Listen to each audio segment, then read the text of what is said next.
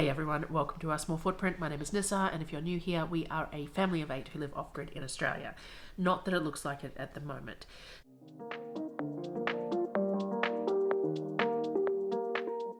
So we are at our 6-week supply run, and during that 6-week supply run, I stay in my mother's unit in Brisbane to do that. So that's where I am at the moment. I did film all as I was inventorying everything, so what I'm going to do is I'm going to share all of that, but I didn't get the video done while I was out there. Now, unfortunately, one of the kids has brought a cold home again, so we've been doing some alternating runs to the dentist lately because we don't have a vehicle that can fit all the kids, but also you don't want to take 6 kids to the dentist at the same time. So it seems like every time we take a couple of kids to the dentist, one of them comes back with a bit of a cold and then is passing it on. They're just basic colds, a little bit of congestion, sinus sort of thing, no discoloration of anything, and it passes, but not ideal for coming to Brisbane with. But I couldn't reschedule, so we do try with our inventory to make sure that if something like this was to occur, like if I was really sick or if I was carrying a virus of some sort that looked like I really didn't want to share it with mum or anything else, then we would reschedule. We would I'd do it next week or whatever. The problem is that it is Surreal's 16th birthday in August, and for her birthday she's going to the Comic-Con in Brisbane in September, and the timing works exactly that I do this shop and then 6 weeks I do the grocery shop, and it's just the week before she goes, which is ideal because Darryl takes her, and so I'm stuck for a few days at home without any vehicles or anything with all the kids. So it works out really conveniently. And if I don't go that week, if I went the week after when they came back, it would be more difficult food wise because I can't just duck into town or anything, which, not that we do that, but but also it's the twins' birthday that week afterwards, and I try not to be in Brisbane for a child's birthday if I can help it. So anyway, we've ended up having to do it now rather than reschedule, and I've got a cold. So that's going to make the trip even more fun. The trip that already is kind of hectic, more fun. So anyway, so I took some footage of the shelves and stuff while I was doing the inventory. So I have my inventory sheets. I'll put a screenshot up. I'm working on putting them into a digital planner for myself at the moment. I wanted to do something that works for me. It's still very much a work in progress, but on my standard inventory sheets, which I may adapt as I go to, and I do adapt what's on them sometimes monthly, like each shopping trip, depending on what we go through, because I use these inventory sheets as sort of a measuring stick for how quickly we go through certain things. So then that means that sometimes my base quantities change. So the way I work in inventory, I have explained it before, but just in case there's anyone new popping by, the way I work an inventory is that I have a base number of products that I like to keep on the shelf, and that means that will get me through the 6 weeks, and the attempt is that it would also get me through an extra 6 weeks, so that if I have to miss a shopping trip, we've got enough to get through 2 shopping periods. Now, obviously we can't do that with some meats and things because we don't have the fridge and freezer space, but we do try and put enough on the shelf that if we were stuck, we would have food. It may not be a food of choice, and it may be a little repetitive, like pulled pork on the shelf and black beans and rice and things like that. It would definitely feel somewhat repetitive, but we would have enough food to get us through. So I always make sure there's enough flour to get me through that extra period so that I could still bake bread, and we have soups and all sorts of things on the shelf that we could get through if we had to. It wouldn't be anywhere near as nice as normal, but we'd manage. So sometimes I fluctuate my base numbers. So if I get to the end of the 6 weeks and I'm doing my inventory and I see that there is none left of something, well, obviously we need to purchase more of that, so that, because there should always be some left on the shelf, so that if we couldn't get to the shopping trip, there would be some food left there. We have had a couple of occasions where we've had car issues and things like that, where we've had to delay trips. So it's definitely, up there. And realizing that yes, there is things that can happen, and sometimes that 6 weekly trip just doesn't work. We also would like to extend the trip out a little bit eventually, but that will be counting on getting the cold room trailer set up so that we've got more room to store fresh foods and that sort of thing as well. So there's a few variables there that are going to have to be corrected before we can do that. Maybe by next winter. Summer's not a good time to try and figure that out because food goes bad faster. At the moment, in the temperatures, we can have things like the cabbages in boxes on the shelf, and they're still lasting through the 6 weeks, whereas in summer that's not going to happen. They have to go into a cold room or a fridge or whatever. Not that we get a lot of cabbages in summer because they're a cold weather fruit, but you know what I mean. A cold weather vegetable, but you know what I mean. So yeah, the inventory. So I'll show you some photos. So we have a couple of different shelves that I inventory before I come in. There's a set of black shelves which has basically the store-bought canned goods on it. It has the coconut creams, the tin corn, the pestos, the tomato paste, tin tomatoes, all that sort of thing. So I always check that one first. I like to have at least 12 of everything still left at the end of the 6 weeks. And I have recently bumped up my quantities, which is why there's a little bit more there. So I was buying like 24, and then I was planning that I would have 24 to start my 6 weeks, and now I plan to have 36 to start the 6 weeks, and that leaves me with the 12 behind, generally speaking. But it does fluctuate too. Like some months we go through every single tin of corn because the kids eat it as snacks as well, or I bake with it, or I might make corn fritters, and if I make corn fritters I can easily use up 4 or 6 cans. I think I had some frozen corn kernels this month though, so I may have used them as well. But it does fluctuate a little bit, but having this inventory each month shows me how it's fluctuating. I can look at each month's one and go how much was left at the end of the 6 weeks and understand how much we're using. So on that shelf normally would be olive oil, except we have none left. And then ghee. I always only buy 6 weeks worth of ghee because it's expensive, and it's a treat realistically. If we don't have it, we don't have to use it.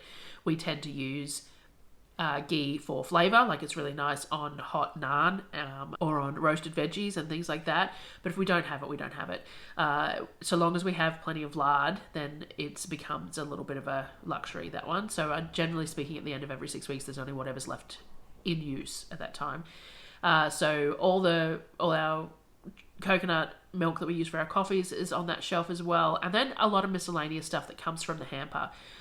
So the top shelf is generally miscellaneous stuff and a few extra things. Like I always have a spare jar of rice wine vinegar, a spare jar of mirin, and things like that for Asian style cooking.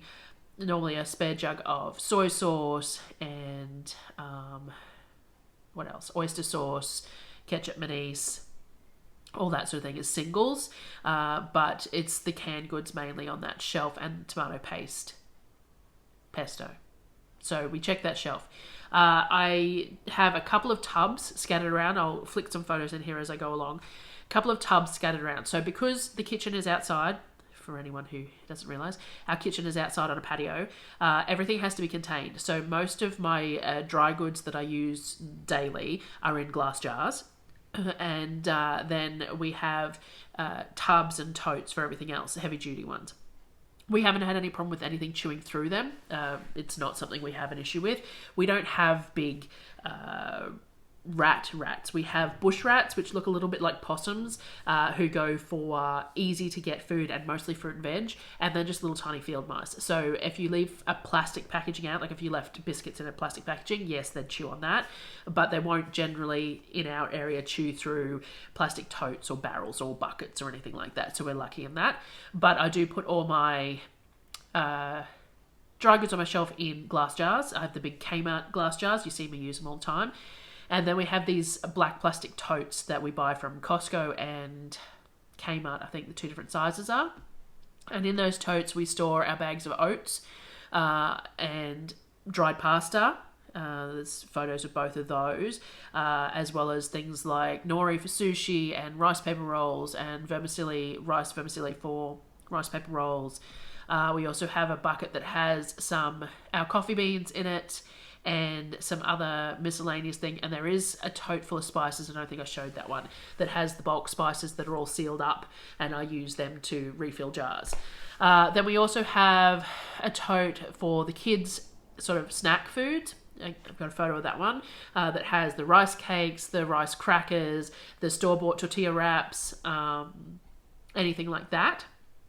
And then a tote that has dried beans and lentils and stuff that haven't been emptied into anything else. So I think that photo shows chickpeas maybe and some rice in that one as well. We also have barrels, so I'll show you a quick photo. We also have Bunnings food grade barrels, and that's what I store my flour in. So each of these barrels are a 30 or 35 litre barrel, so they can fit 3 12.5 kilo bags of flour between 2, which is what I normally do. So I normally have 2 with plain flour, 2 with baker's flour, and I keep them topped up and rotating the flour as to use the older flour first, obviously, and rotate those buckets, those barrels for that. There is also a barrel full of shredded coconut, one full of popcorn seeds, and I use one of those for my sugar as well. So the bags of sugar go in one of those too. What else do I check for my inventory? Cereal, we generally only ever have 6 weeks worth, but it goes in a cupboard. There is a specific cupboard for that, for the cereal to go into. That's a nice sealed one. And UHT milks, rice milks, and UHT milk, again, is in a pantry cupboard that has a door. I didn't show that either. So I check all those numbers as well.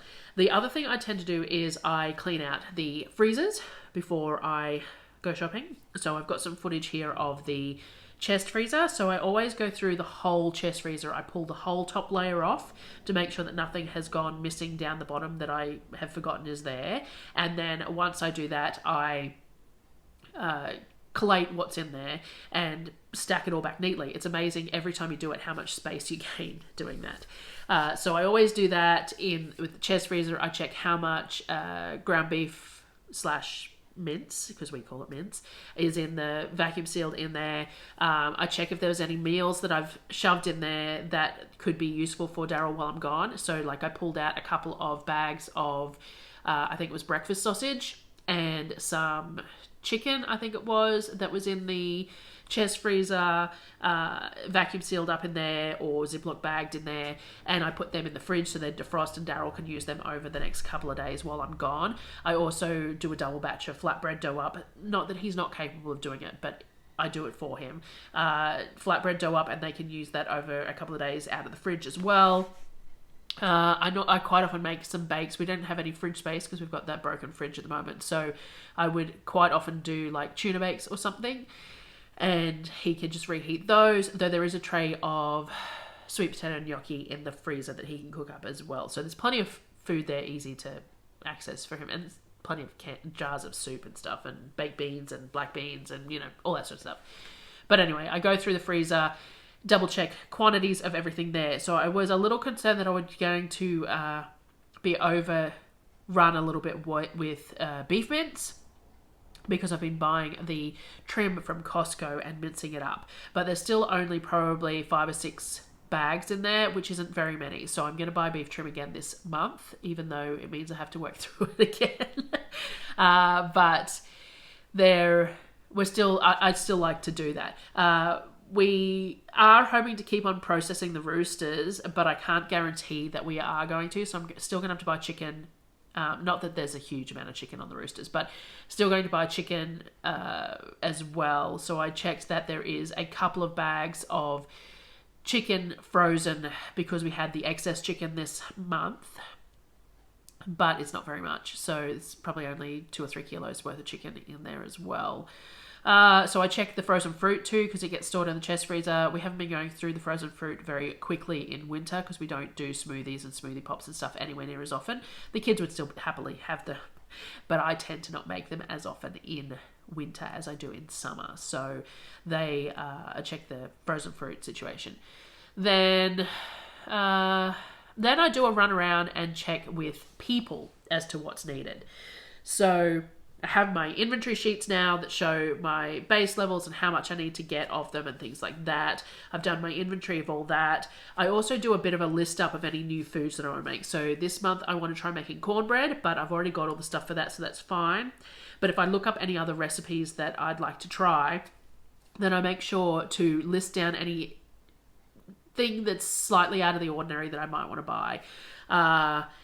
We have really been liking the ramen, and the ramen noodles are now need to be added to that inventory list. Actually, I don't think they're on there yet. So I'd like to keep sort of similar to what I do with the dried pasta. So like I buy 12 to 18 dried spaghetti bags of dried spaghetti. I probably want to do the same thing with the ramen noodles, to be honest, because we can eat. I've been cooking they're a 1 kilo pack, and I've been cooking about 750 grams for a meal. For the 8 of us, that seems to be a good sort of a quantity. We don't want too many leftovers at the moment because we don't have that fridge working. So I've been trying to cook sort of enough that gets eaten in a meal and not too much extra lately, which is a little irritating though, because quite often the kids have that for breakfast and it makes my life a whole lot easier. But so yeah, then I try and make sure to list out any sort of new meals that I might want to make that I'm going to need anything extra for, and do that and have a list. And then, as I said, I check with people. So Sonnet needs new shoes. Again, I buy cheap shoes because they leave them out in the paddock, and they go through chicken pens and all the rest of it, and they're growing so fast that if I bought expensive shoes, they would go through them almost as quickly as the cheap ones, purely because they'd wear them out. And at the moment, I don't have enough kids to pass them down to. I did before, like when they were a bit younger, it worked. But at the moment, Apollo and Sonnet are pretty much the same size shoe, and Orpheus, Lorcan, and Kavik are all the same size shoe. So they don't go anywhere after they've worn them. So I just buy Kmart shoes at the moment. Eventually, as they even out on size a little bit, I might look at buying them more, slightly more expensive farm shoes. But for the moment, we just buy sneakers from Kmart or whatever. So Sonnet needs new shoes, and as per normal, anyone who's ever watched one of my shopping trips before, underwear and socks, because my children seem to eat them. We never seem to have enough underwear or socks, especially in winter. We do wash every day. I think a lot of it is that the boys, especially the 3 small boys, have a tendency to put socks on because their feet are cold. They don't necessarily put shoes on, and then they go out in the yard and their feet get wet in the socks, and they take the socks off and leave them. So and in our kind of harsh weather, if they're left out in the sun for a couple of days, you bring them in and they tear, they've decayed. So anyway, socks and underwear. And Orpheus and Lorcan have requested torches. I'm not entirely sure why, but that's fine, torches. So there is that. I don't know that there's anything else. I have a Bunnings trip planned, so there's quite a few things at Bunnings, but I will share that when I, like, in the shop with me video. This is just the planning that I will try and get out this morning, and then I'll have the shop, and then I'll start filming all the shopping. So I actually started yesterday. I picked up pavers and stuff, so I'll show all that in the next video as I go along, and then the Kmart shop and all that sort of thing. So yeah, that's how I plan the grocery trip, and that's my inventory. Everyone likes to see the shelves and the fridges and stuff at the end of the 6 weeks. It's never very empty. That's the big thing, is that we still have plenty of food. So that's always nice. Sometimes it changes. Like sometimes we have no oats left at the end of the month, and sometimes we have a whole barrel full. So it's really sort of variable there. Sugar's a bit the same. Sometimes we have plenty of sugar left, and then sometimes we don't. It really depends on what I've canned, because that's what I use the most of the sugar in, is the canning. So I made a huge batch of cowboy candy this month, so I used like 6 kilos of sugar for 30 jars, and used a bunch there. So, but anyway. So, yeah, that's what we're doing. So that's the planning for this month's trip. And now I just have to get moving. So it is 8 a.m. on Thursday. So I am going to, I've had a shower, obviously, and I'm going to now finish getting ready and start the day and go around and get stuff done. So thank you for watching again, and I will see you on the next one. Bye, guys.